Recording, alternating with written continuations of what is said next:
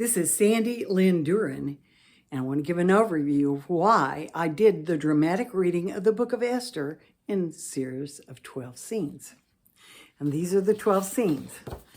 Shining star, royal flush, pecked by the hen, new queenie for a blue kingy, plot foiled. The lot has been cast. For such a time as this, royal ride, dinner for three, bad boy, enemies destroyed, legacy celebrated, Purim.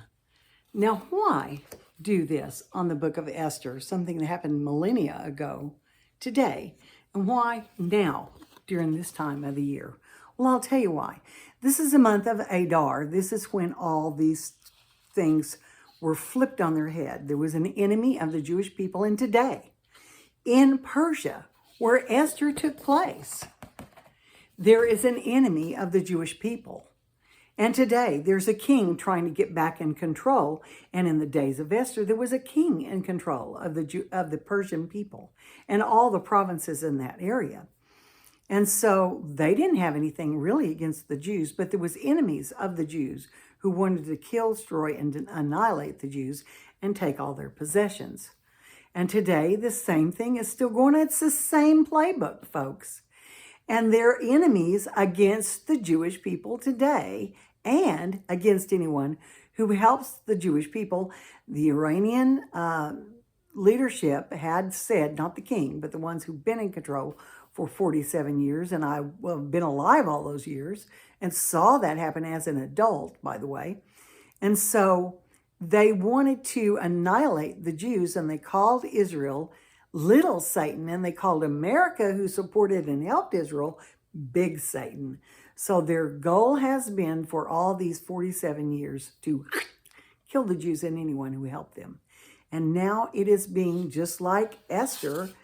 And Esther, at the end of Esther, in Adar, Purim was celebrated because the enemies were destroyed and the legacy was celebrated, and because it was all turned on its head.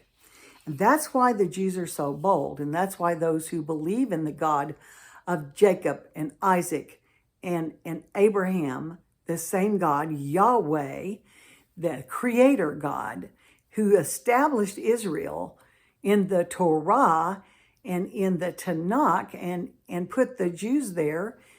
Not in my lifetime did they get there, but in my dad's lifetime they went there, my papa's lifetime, my mama's lifetime. And so he did all this. He brought them back just like he said he would. And he's going to save all of them just like he said he would.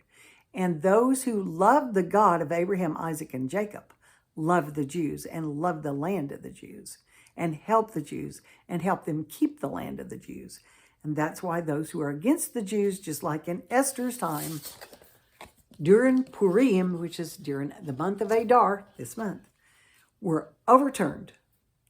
And that's why the Jews and the ones who believe in the God of Abraham, Isaac, and Jacob and stand with the Jews are so bold and believe that God will turn it on its head.